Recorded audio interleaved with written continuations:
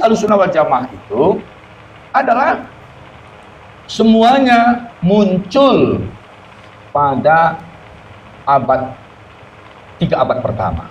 Jadi di kurun salafus soleh. Di kurun salafus soleh. Yang menyimpang ketika itu adalah Mu'tazilah dan Syiah. Di waktu itu belum ada Salafi. Apa perbedaan di antara perbedaan Mu'tazilah? Sekarang ini orang Salafi menudih Asy'ariyah itu ahlul kalam. Ini perlu saya jelaskan perbedaannya. Kalau Mu'tazilah mendahulukan akal daripada wahyu. Ahlussunnah mendahulukan wahyu daripada akal. Tetapi Asy'ari untuk memahami wahyu, di situ ada peran akal. Kenapa? Karena wahyu itu ada yang perlu disinkronisasi antara ayat demi ayat, kemudian yang lain, itu di situ peran akal. Nah, ini perbedaannya. Jadi tidak disamakan. Mereka mengatakan, oh, Ahlussunnah itu ahlul kalam, ahli filsafat. Asy'ari ahli filsafat. Bukan. Kenapa Asy'ari dia juga ahli filsafat? Karena Imam Abu Hasan al-Asy'ari dia dahulunya orang Mu'tazilah. Dan kemudian dia taubat dan hijrah dari Mu'tazilah, kemudian menyerang Mu'tazilah. Asy'ari ini pahlawan akidah.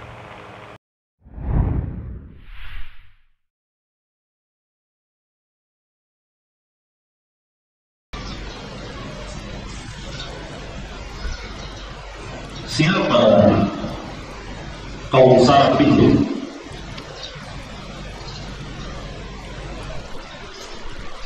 Kaum salaf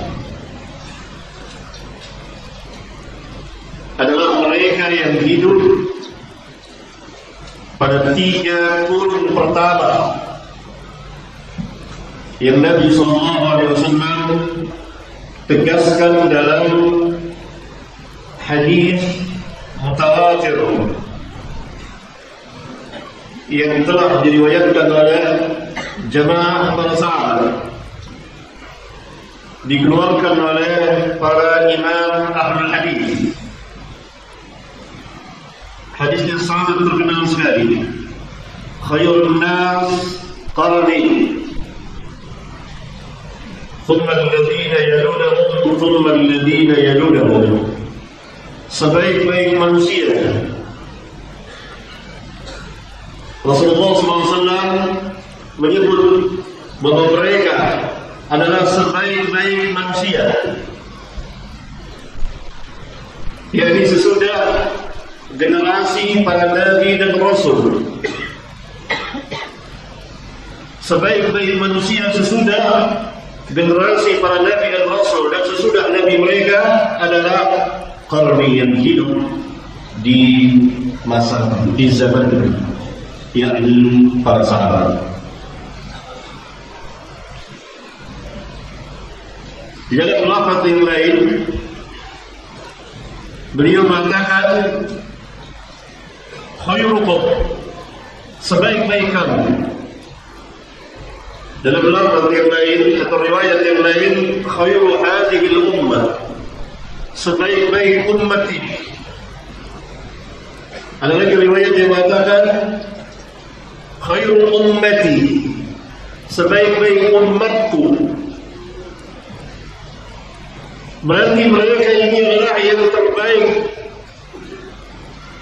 sesudah para nabi dan rasul, sesudah nabi mereka alaihi wassalatu wassalam. Qarni yang hidup di zamanku, yakni para sahabat. Para sahabat hidup bersama Rasulullah SAW sampai beliau wafat.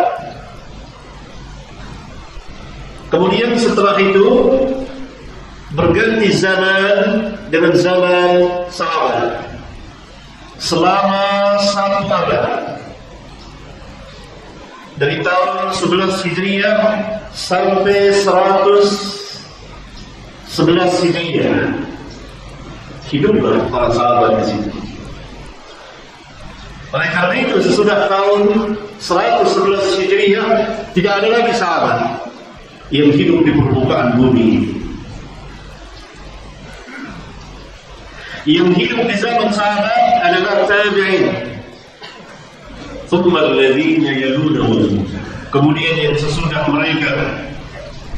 Setelah zaman sahabat maka zaman tabi'in, dan hidup pada zaman tabi'in atba'ut tabi'in, thumma alladhina yalunahum, kemudian yang sesudah mereka. Inilah 3 generasi terbaik. Dan mereka inilah yang dinamakan kaum salaf. Mereka inilah ahlus sunnah. Mereka inilah al-firqah an-najiyah.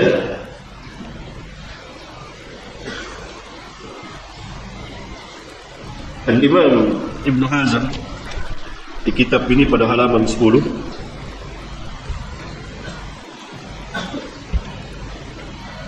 menjelaskan siapa sebenarnya ahlus sunnah itu. Al-Imam Ibn Hazm di kitabnya Al-Fisal fil Minan wal Ahwa wal Mi'ad mengatakan bahwa ahlus sunnah adalah yang memiliki kebenaran, ahlul haq, yakni kebenaran ada pada mereka,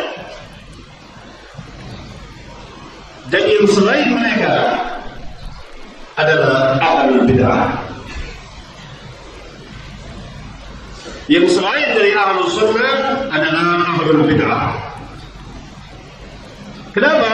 Karena ahlus sunnah itu adalah sahabat, dan sahabat langsung dididik oleh Rasulullah sallallahu alaihi wasallam, belajar kepada beliau, ditarbiyah, dididik, ditasfiyah, dibersihkan oleh Nabi yang mulia alaihi salatu wassalam. Sahabat dan setiap orang yang mengikuti manhaj mereka,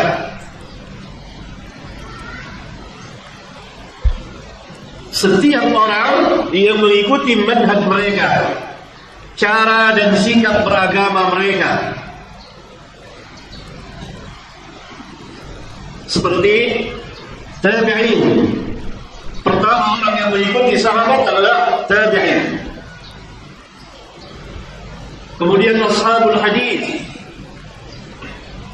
dan orang yang mengikuti mereka dari para fuqaha dari zaman-zaman ila yaumina hadza sampai pada hari ini.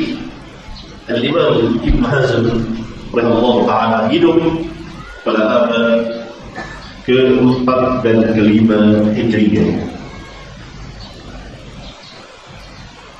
dan setiap orang yang mengikuti mereka dari orang-orang awam di timur dan di barat bumi,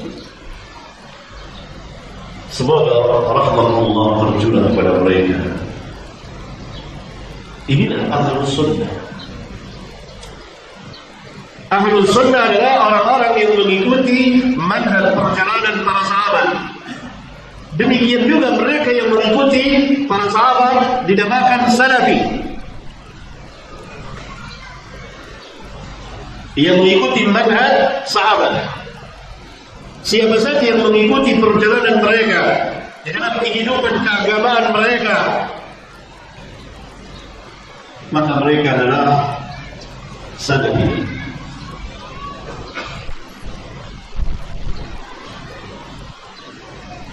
Dan mereka adalah ahlus sunnah. Oleh karena itu kita dapat membagi, apabila kita berbicara tentang tarikh, sejarah, tahun keberadaan kaum salaf, maka dia sampai kepada 3 kurun. Pertama, sampai pada abad ke-3.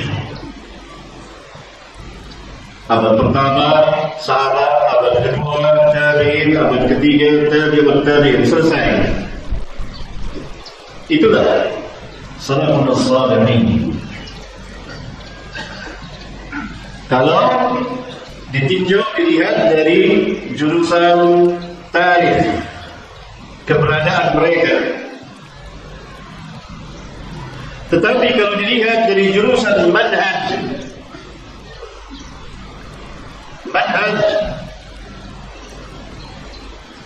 sikap dan cara beragama, maka ini luas sekali sampai pada zaman kita ini.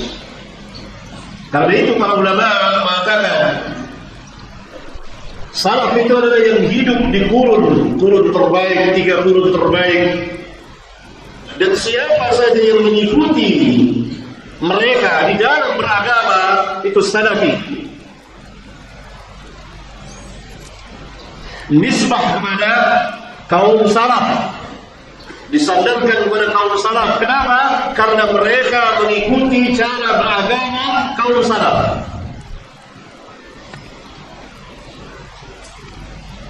Paham ini? Demikian juga khalaf,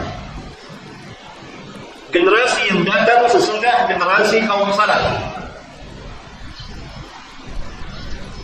Kalau kita berbicara tentang tarikh, maka mereka adalah generasi yang datang sesudah generasi kaum salaf.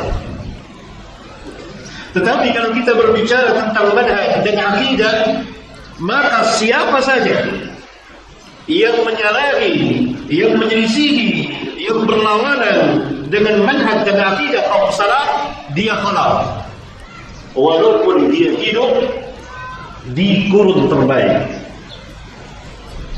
Karena kita tahu sebagian dari ahli bid'ah, pemuka ahli bid'ah, sebagiannya hidup di kurun-kurun tersebut.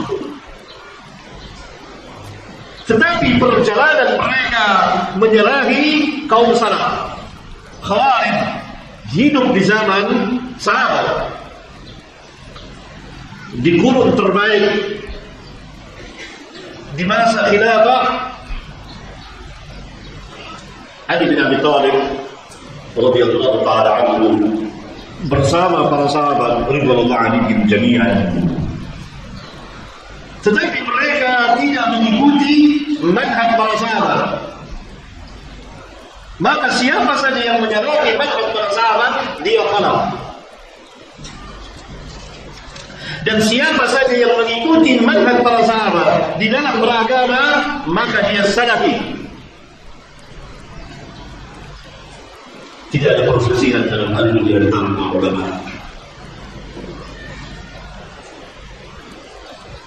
Syekh Abdul Aziz bin Baz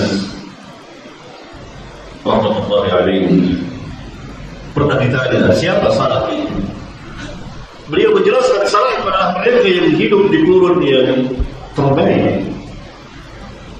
Dan setiap orang yang mengikuti asar mereka, manhaj mereka, maka itu salafi. Paham? Pembicaraan mengenai tarikh dan manhaj. Oleh karena itu Imam Ibn Hazm mengatakan bahwa ahlu sunnah itu sahabat, dan wa kullu man salaka nahjuhum min khiyar tabi'in. Setiap orang yang mengikuti perjalanan mereka, manhaj mereka dari tabi'in dan seterusnya sampai kepada orang-orang awam di barat dan di timur bumi sampai hari ini, kata Ibn Hazm, dan seterusnya, semoga rahmatullah kepada mereka. Itu ahlus sunnah. Tegaskan pemisahan ahlus sunnah ahlul haq. Kebenaran ada pada ahlus sunnah, kebenaran ada pada manhaj salaf. Yang selain manhaj salaf ahlul bid'ah. Kenapa? Karena menyalahi para sahabat. Kan hidup di zaman sahabat 3 firqah sesat hidup di zaman sahabat, dan seseorang dihadapkan kepada salah satu dari 2 pilihan dan dia harus menentukannya. hidup di zaman sahabat. Firqah pertama yang muncul di zaman sahabat, Khawarij.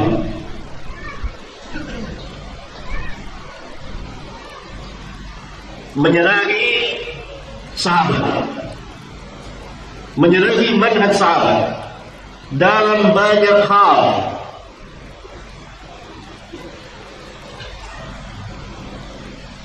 Firqah yang kedua bersamaan dengan Khawarij adalah Syiah Rafidhah. Khawarij diperangi oleh sahabat setelah didakwahkan karena mereka menyelisihi para sahabat, mengkafirkan para sahabat, mengkafirkan Utsman, mengkafirkan Ali, mengkafirkan seluruh para sahabat.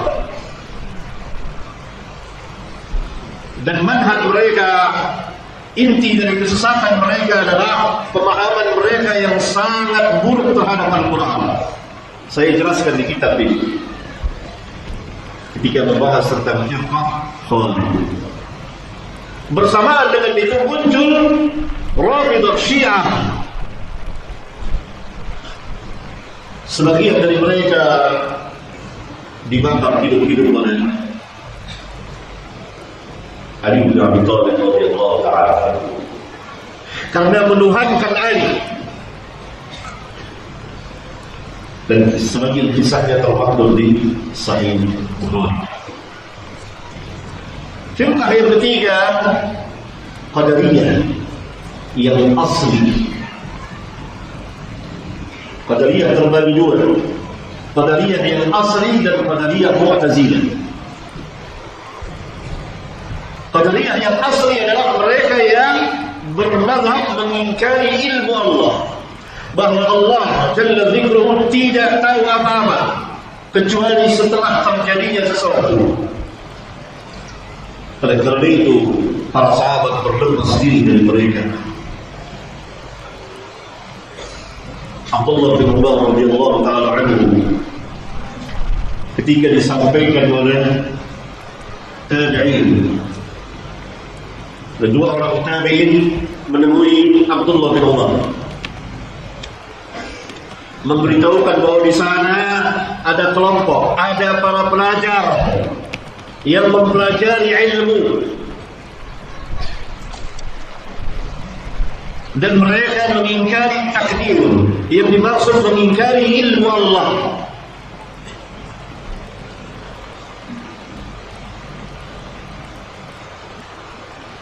Maka Abdullah bin Umar berlepas diri dan membawakan hadis Jibril yang sangat terkenal. Karena manhaj para sahabat, apabila muncul bid'ah, ahli bid'ah menampakkan bid'ahnya, maka para sahabat duduk di majlis membacakan hadis-hadis Nabi sallallahu alaihi wasallam, mengingkari ingkaran mereka, membantah mereka dengan membacakan hadis-hadis Rasulullah sallallahu alaihi wasallam. Menarik kita perkataan dua orang tabi'in yang mengatakan bahwa kelompok ini pelajar, penuntut ilmu. Jadi pertanyaan, mereka berada di manhaj siapa? Sama seperti zaman kita, banyak halqah-halqah orang belajar tetapi sesat dan menyesatkan, tidak berada di atas manhaj yang hak. Pemimpin mereka waktu itu Ma'bad al-Juhani, tokoh mereka Ma'bad al-Juhani duduk bersama mereka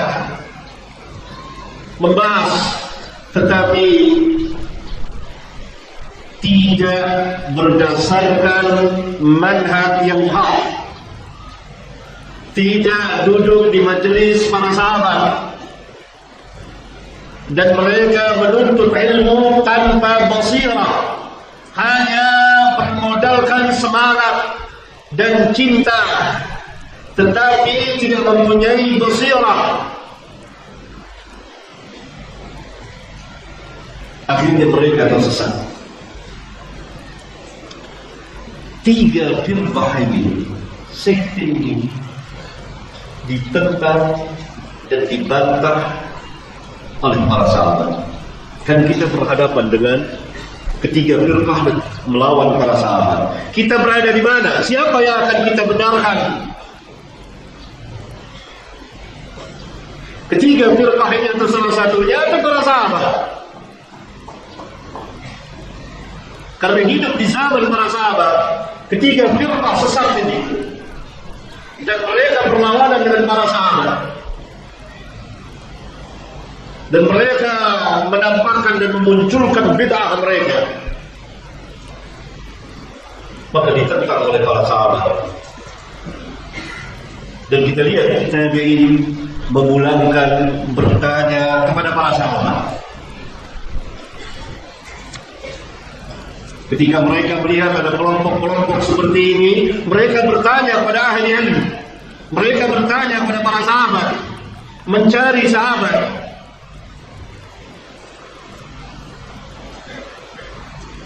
Ini intabaan. Dari sini kita tahu bahwa ketiga kelompok ini hidup di kurun yang terbaik, tapi sesat. Dan mereka tidak termasuk salah. Oleh karena itu orang yang tidak berada di tiga kurun itu, tetapi mengikuti manhaj sahabat, maka dia ahlu sunnah, dia salafi.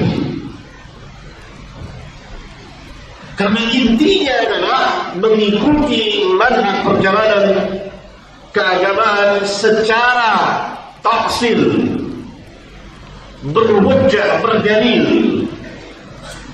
Kenapa saya harus berada di manhaj salaf? Kenapa saya memilih manhaj salaf? Harus tahu hujjah, harus tahu dalilnya. Dan yang kedua, tafsil terperinci. Karena manhaj salaf berbicara tentang Islam secara kafah. Karena manhaj inilah yang didakwakan oleh para sahabat ridwanullah alaihim jami'an. Dan kita tahu pasti bahwa ketiga firqah tadi berlawanan dengan para sahabat. Berlawanan secara apa? Secara manhaj, secara sikap beragama, yang menyalahi para sahabat yang hidup pada zaman itu. Dan para sahabat langsung diajarkan oleh Rasulullah SAW menerima dari Nabi mereka yang mulia alaihi salatu wassalam. Saya kira paham. Nah, kemudian di kitab ini saya memulai dengan 4 buah muqaddimah. Sangat panjang sekali. Dan inti dari kitab ini ada di dalam muqaddimah ini.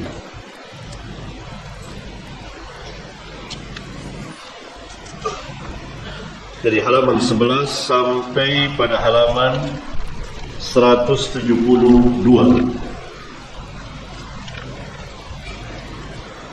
Muqaddimah yang pertama, kedua, ketiga, dan keempat, untuk melapangkan jalan bagi para pembaca agar mudah memahami apa yang ditulis di dalam kitab ini.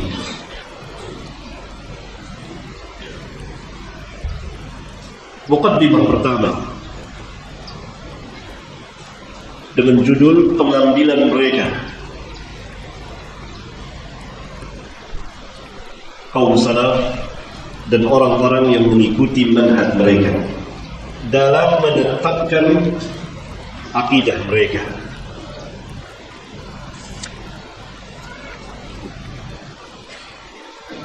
Apa pegangan mereka, apa pengambilan mereka, apa yang menjadi dasar mereka di dalam menetapkan akidah mereka. Pertama, bahwa mereka berpegang sekuat-kuatnya dengan zahir nas Alkitab dan As-Sunnah. Mereka mengimaninya secara zahirnya nas-nas tersebut tanpa ta'wil yang batin atau tahrif, merubah lafaz atau makna atau arti yang hak kepada makna atau arti yang batin. Mengapa demikian?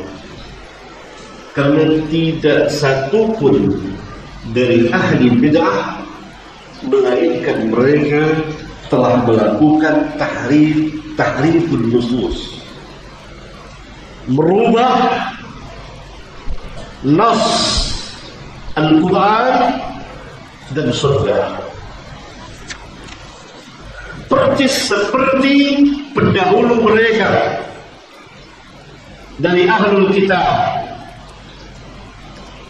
Sadaqa Rasulullah sallallahu alaihi wasallam as-sadiqul masduq yang mengatakan kepada kita, la tattabi'unna sunana man kana qablakum shibran bi shibrin wa dira'an bi dira'in hatta law dakhalu juhra dhabbin la dakhaltumuh. Qalu al-yahud wal nasara qala qala. Sungguh pasti, kata Nabi sallallahu alaihi wasallam, kamu akan mengikuti sunnah yakni perjalanan, cara kelakuan, kehidupan orang yang sebelum kamu, sejengkal demi sejengkal, sehasta demi sehasta, sampai jika mereka masuk ke lubang bom, pasti kamu akan memasukinya. Para sahabat paham siapa yang dimaksud oleh Rasulullah SAW. Al-Yahud dan Nasara, bukankah Yahudi dan Nasara wahai Rasulullah? Beliau menjawab, pertama, siapa lagi kalau bukan mereka? Makhluk yang pertama kali melakukan tahrif, Iblis. Kemudian Iblis menyebabkan kepada talibnya, murid-muridnya. Nanti akan kita bahas. Oleh karena itu, Ahlus Sunnah berpegang sangat dengan zahir nas, yang dimaksud mereka tidak melakukan ta'wil yang batil dan tahrifun nusus, merubah nasih. Setiap ahli bid'ah pasti akan merubah nas, imma lafzan secara lafaz atau makna. Orang-orang Syiah Rafidah telah merubah Al-Quran secara lafaznya persis seperti perbuatan Al-Yahud yang merubah Taurat dan Injil. Lafaz-lafaz dari Taurat dan Injil dirubah, diganti, dihilangkan, dan seterusnya. Demikian juga perbuatan Rafidah. Bahwa Al-Quran tidak asli, dan ini yang asli.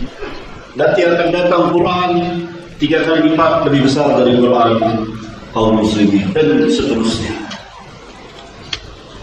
Dan mereka tulis di kitab-kitab mereka, dan mereka pun melakukan perubahan secara makna yang juga dilakukan oleh Yahudi, dan contohnya tidak terhitung benar. Walhasil, tidak seorang pun, tidak satu pun dari firqah sesat, dari ahli bid'ah, melainkan mereka telah tahrifun nusus, merubah nas.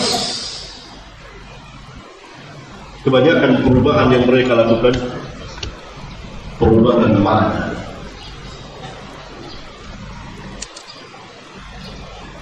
Oleh karena itu, di sini saya berikan contoh seperti perbuatan Syiah, Rafidah, Khawarij, Jahmiyah, Mu'tazilah dan Murji'ah dan seterusnya. Nah, ini yang pertama. pengambilan mereka kaum salaf dan orang-orang yang mengikuti manhaj mereka dalam menetapkan akidah mereka. Berpegang dengan zahirnya nas tanpa ta'wil yang batil dan tanpa tahrif.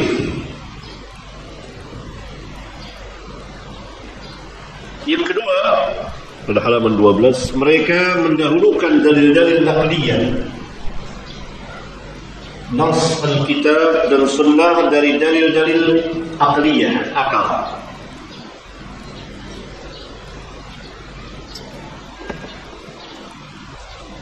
Atau dengan kata lain, mereka telah mendahulukan wahyu Alkitab dan wahyu as-sunnah dari ra'yu akal pikiran semata. Mengapa? Hal ini disebabkan bahwa yang menjadi asas dalam Islam adalah wahyu, bukan wahyu. Tetapi ketika kaum salaf berbicara tentang ini, tidak berarti bahwa manhaj salaf telah menghilangkan atau merendahkan akal, tidak. Di dalam Islam dikenal dengan adanya dua macam dalil. Yang pertama, dalil naqliyah. Dalil naqliyah dan juga disebut dengan dalil sam'iyah. Dalil naqliyah karena sampainya kepada kita melalui riwayat dengan jalur periwayatan, isnad atau sanad. Dalil naqliyah ini dalil Alkitab dan sunnah kan sampai kepada kita melalui jalur periwayatan. Dari siapa? Rabbul Alamin, sanadnya dia. Rabbul Alamin menyampaikan kepada Jibril. Jibril menyampaikan kepada Nabi kita yang mulia alaihi salatu wassalam.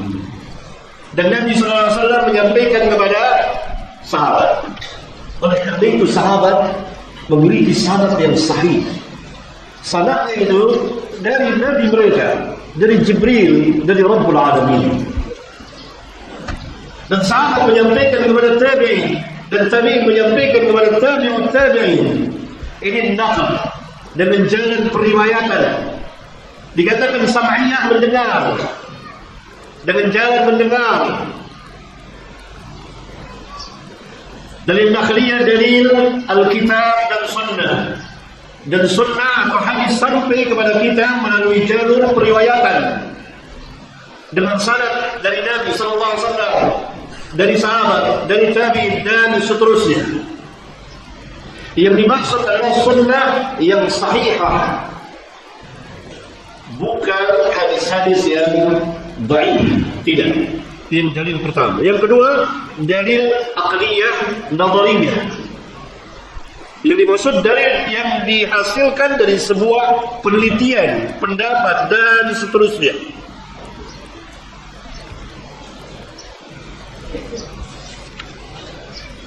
Nah, ketika kita telah tahu ada dua macam dalil, dalil naqliyah, dalil Alkitab dan sunnah, dan dalil aqliyah, dalil akal. Sekarang timbul pertanyaan, mungkinkah bertentangan, terjadi kontradiksi antara kedua macam dalil ini? Jawabnya tidak. Tidak akan pernah bertentangan, berlawanan antara dua macam dalil ini.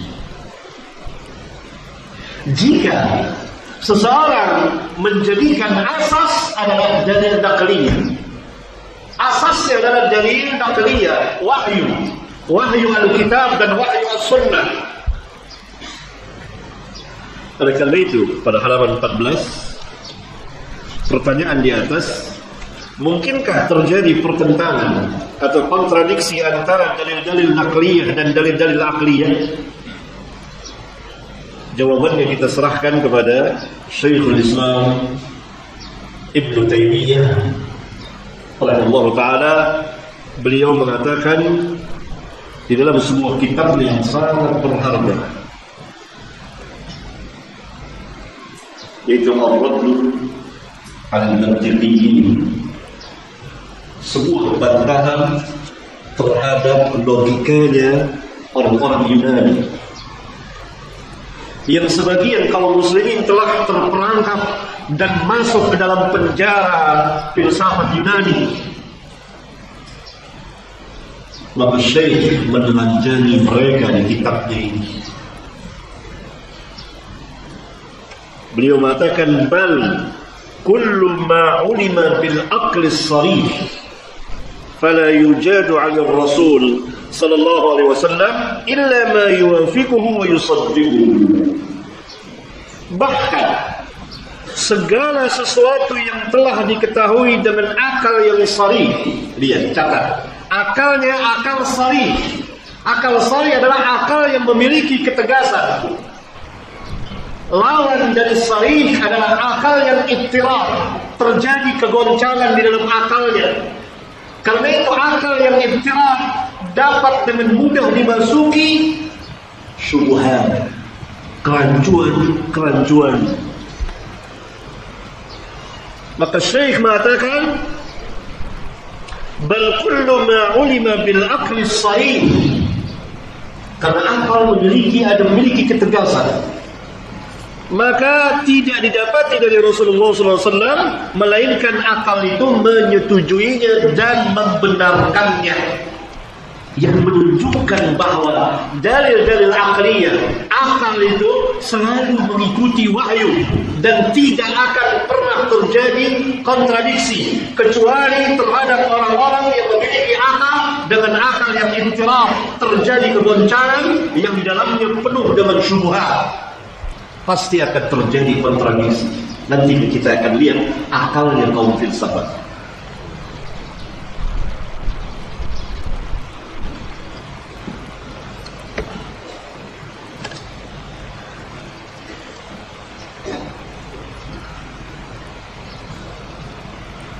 Maka akal yang seperti ini, akal yang memiliki ketegasan, akal yang sahih, sehat, tidak sakit, dia tidak akan pernah bertentangan dengan wahyu. Bagaimana mungkin akal itu bertentangan dengan wahyu? Ketika syarat taklif, karena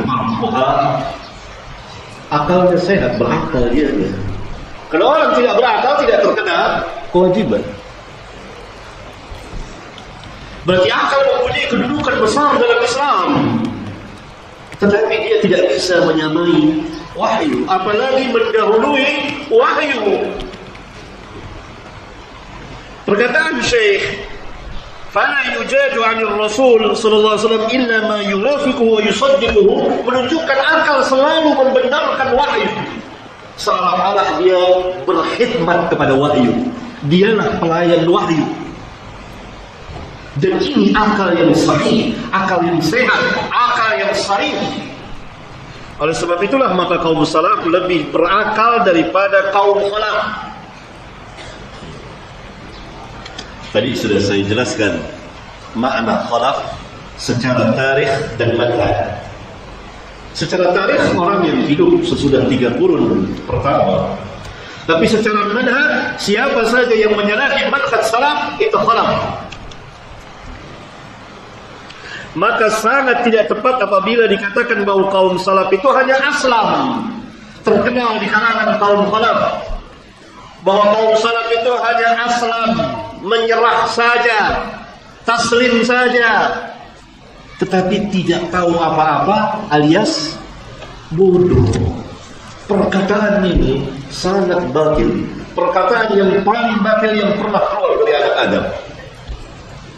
Karena kalau kaum salaf dikatakan aslam saja, taslim saja, tidak tahu apa-apa, berarti Nabi yang mulia sallallahu alaihi wasallam ketika membaca firman Allah Ar-Rahmanu 'alal 'arsy istawa, beliau enggak tahu apa-apa tentang ayat Al-Qur'an. Demikian juga sahabat, cukup bagi mereka taslim tanpa a'lam dan ahkam. Kaum khalaf mengatakan bahwa kaum salaf itu hanya aslam, menyerah saja, pasrah saja, tunduk saja kepada dalil, enggak tahu apa-apa. Tapi kaum khalaf aslam, a'lam dan ahkam, lebih tahu, lebih tepat keputusan hukumnya. perkataan ini, oleh karena itu ada sebagian ulama mengatakan ini menjurus kepada kekufuran karena dengan sendirinya dengan jelas dan tegas membodohi Nabi yang mulia alaihi salatu wassalam, membodohi para sahabat, membodohi tabi'in dan seterusnya. Bahkan kaum salaf itu aslam, a'lam, ahkam. Mereka yang paling alim.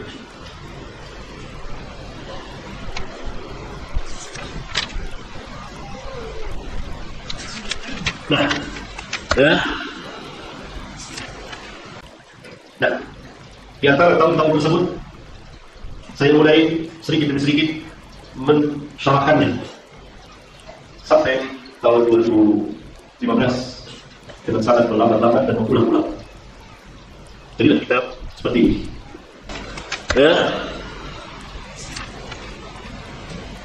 Kemudian kita lihat lagi pada halaman 18. Sebuah pertanyaan lagi. Apakah di dalam dalil-dalil naqliyah Alkitab dan Sunnah tidak terdapat dalil-dalil aqliyah? Atau dengan kata lain, apakah dalil-dalil naqliyah tidak menjelaskan dalil-dalil aqliyah? Apakah Al-Quran dan Sunnah tidak menjelaskan dalil-dalil aqliyah? Dan ini yang dipahami oleh kaum khalaf.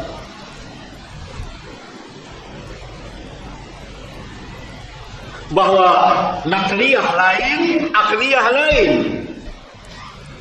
Dalil Al-Quran dan Sunnah sama sekali tidak menjelaskan tentang dalil-dalil aqliyah. Dalil aqliyah berdiri sendiri. Oleh karena itu mereka mendahulukan dalil akal dari wahyu. Nah, pertanyaan ini, apakah di dalam dalil naqliyah, di dalam Al-Quran dan Sunnah tidak terdapat dalil akal? Barangkali antum bisa menjawab dengan mudah.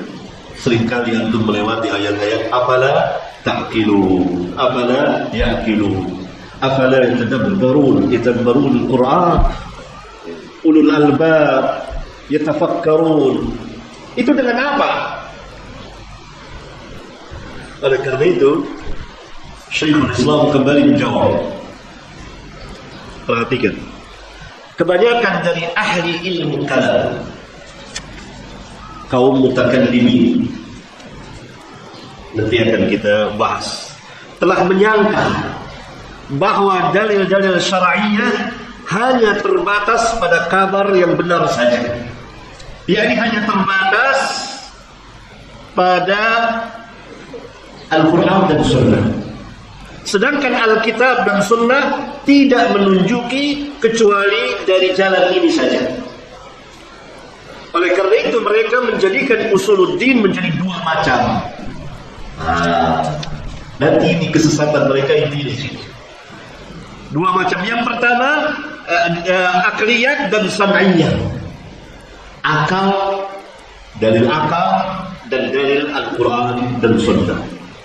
Kemudian mereka menetapkan bahwa yang pertama yaitu dalil-dalil akliyah tidak dapat diketahui oleh Alkitab dan Sunnah.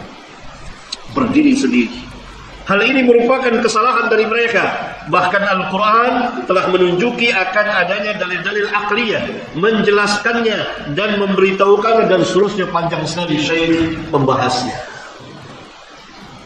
yakni dalil-dalil Al-Quran dan Sunnah. Di dalam dalil-dalil Al-Quran dan Sunnah terdapat dalil-dalil aqliyah.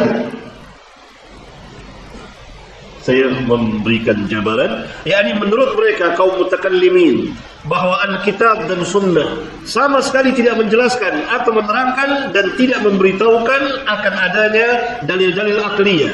Oleh karena itu, sebagaimana dijelaskan oleh Syekhul Islam, bahwa mereka telah membagi usuluddin, dasar-dasar agama, menjadi dua bagian atau dua macam. Pertama adalah dalil-dalil aqliyah yang tidak dapat diketahui oleh Alkitab dan Sunnah kecuali oleh akal. Yakni Alkitab dan Sunnah tidak dapat menjelaskan dalil-dalil aqliyah. Dalil-dalil aqliyah hanya dapat diketahui dan dijelaskan oleh akal. Sedangkan Al-Quran dan Sunnah sama sekali tidak menjelaskannya. Kedua adalah dalil-dalil sam'iyah yang hanya terbatas pada nas Alkitab dan Sunnah saja. Yang keduanya tidak menunjuki dan tidak ada sangkut pautnya sama sekali dengan dalil-dalil akliyah. Kemudian Syekhul Islam membantah mereka dengan mengatakan bahwa inilah kesalahan mereka. Bahkan Al-Quran telah menunjuki dan menjelaskan serta memberitahukan akan adanya dalil-dalil akliyah. Dari sini tersingkap bagi kita, kenapa mereka mendahulukan dalil-dalil akal dari wahyu Alkitab dan Sunnah? Karena pemahaman mereka yang kacau terhadap Al-Quran dan Sunnah, bahwa Al-Quran dan Sunnah hanya nas saja, dalil saja, tidak ada di dalamnya dalil-dalil akal. Dalil-dalil akal tidak terdapat dalam Al-Quran dan Sunnah. Itu di luar. Oleh karena dia berada di luar dan berdiri sendiri, sedangkan Al-Quran dan Sunnah tidak menjelaskan dalil-dalil akaliyah, maka mereka telah menjadikan akal lebih besar dari wahyu. Oleh karena itu Syekh menjelaskan ini pemahaman mereka yang kacau, pemahaman mereka yang sangat buruk terhadap nas-nas Al-Quran dan Sunnah. Kenapa? Karena telah terjadi penyimpangan yang cukup parah dalam manhaj, sikap dan cara beragama mereka.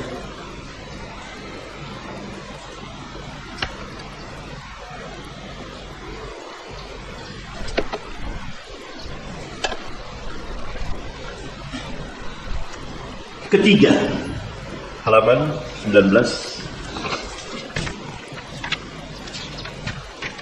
dari mukaddimah pertama, yaitu pengambilan kaum salaf dalam menetapkan akidah mereka. Yang ketiga, satu kedua sudah ketahuilah bahwa sikap mereka kaum salaf terhadap sunnah sekarang, terhadap sunnah secara umum dan secara khusus di dalam menetapkan akidah mereka sebagai berikut.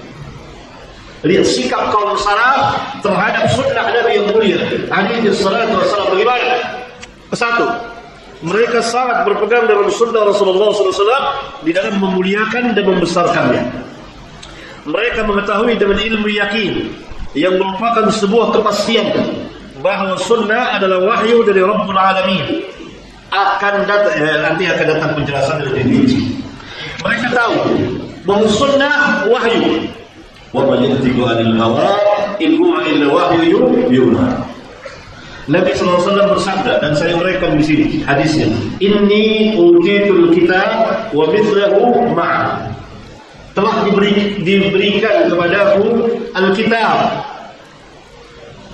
dan yang seperti Alkitab datang bersama itu wahyu, yaitu wahyu as-sunnah, yaitu as-sunnah. Sikap kaum salaf meyakini bahwa as-sunnah berjalan bersama dengan Al-Quran, dan dia merupakan wahyu yang kedua setelah wahyu Al-Quran. Demikian mereka membesarkan dan memuliakan as-sunnah itu. Oleh karena itu tidak ada satupun dari firqah sesat melainkan jauh dari sunnah Nabi SAW. Yang kedua, mereka mengetahui dengan ilmu yakin bahwa sunnah adalah penjelas dan penafsir Al-Quran. Maka sangat mustahil memahami Al-Quran dan mengamalkannya serta mendakwakannya tanpa petunjuk dari sunnah beliau sallallahu alaihi wasallam. Kaum salaf yakin, selain meyakini bahwa sunnah itu adalah wahyu, mereka yakin bahwa sunnah adalah yang menjelaskan Al-Quran, yang menafsirkan Al-Quran secara terperinci. Tanpa sunnah tidak mungkin seseorang pertama mengamalkan Al-Quran, memahami Al-Quran, yang kedua mengamalkan, yang ketiga mendakwakan. Oleh karena itu firqah-firqah sesat itu pasti sangat jauh dari sunnah, dan mereka tidak jadikan sunnah sebagai penafsir penjelas Al-Quran. Bahkan mereka hadapkan Al-Quran dengan sunnah itu. Hadis ini bertentangan dengan ayat ini dan seterusnya. Terjadi kekacauan, kerancuan, kerusakan pemahaman mereka terhadap as-sunnah itu. Yang ketiga, kaum salaf mereka di sini kaum salaf sama sekali tidak pernah menolak sunnah Rasulullah SAW. Sedikit pun juga apabila sunnah itu telah sah datangnya dari Nabi SAW, baik datangnya secara berita mutawatir maupun tidak, yakni penerimaan mereka secara mutlak terhadap sunnah.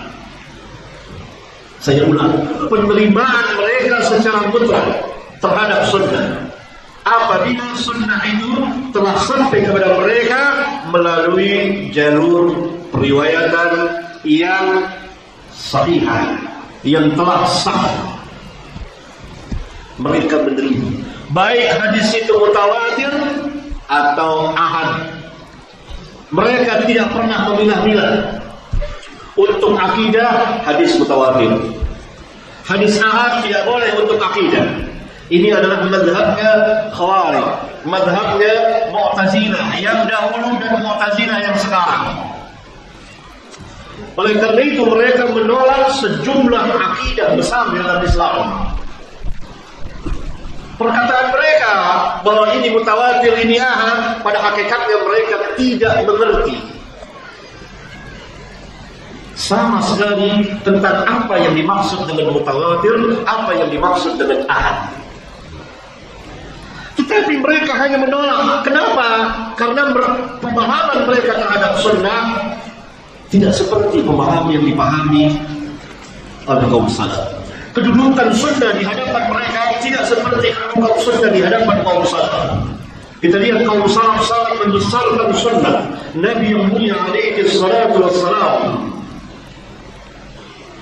Di atas kepalanya sini sunnah itu. Apabila Nabi SAW sudah bersabda, tidak ada seorang pun berhak membantahnya, tidak boleh. Kalau mereka yakin ini wahyu, ini penafsir Al-Quran, dan mereka terima secara mutlak. Ya. Nah, ini madhab yang batil dari madhab ahli bid'ah adalah memilah-milah sunnah itu. Ada yang boleh diambil, ada yang tidak boleh diambil. Tapi madhab salaf apabila hadis itu sudah sah, hatta hanya diriwayatkan oleh satu orang, mereka terima. Mereka terima. Ada pun ahli bid'ah memilah-milah. Ini hadis ahad, tidak boleh untuk akidah. Ini yang hadis ahad tidak boleh dijadikan sebagai dasar untuk akidah dan seterusnya. Khawarij seperti itu, Mu'tazilah seperti itu, dan ahli bid'ah yang lain, kaum mutakallimin seperti itu, kaum khalaf seperti itu. Tapi madhab sahabat bersama tabi'in, tabi'ut tabi'in, dan orang-orang yang mengikuti mereka sampai pada hari ini dan seterusnya menerima hadis secara mutlak apabila hadis itu telah sah sesuai dengan kaidah-kaidah ilmu hadis dan disahkan oleh ahlinya. Kecuali kalau hadis itu dhaif, maka kaum salaf sangat jauh dari hadis yang dhaif. Hadis yang sangat dhaif, apalagi hadis-hadis yang batil, hadis-hadis yang munkar, hadis-hadis mawdu', jauh. Sebaliknya mereka ahli bid'ah justru salah satu pegangan mereka adalah hadis-hadis dhaif, hadis-hadis yang sangat dhaif, hadis-hadis yang batil. Kaum salaf memegang hadis-hadis yang sahih, mereka malah menolak hadis-hadis sahih. Kaum salaf menjauhi hadis-hadis dhaif, mereka malah berpegang dengan hadis-hadis yang batil. Karena hadis ada yang sah, ada yang tidak sah. Yang sah terbagi dua, sahih dan hasan. Ada perincian. Yang tidak sah terbagi, ada yang baik, ada yang sangat baik, ada yang palsu, dan seterusnya. Sudah diterangkan oleh para ulama di dalam kitab Mustalahul Hadis. Assalamualaikum warahmatullahi wabarakatuh. Sampai jumpa kembali di World Islam Channel.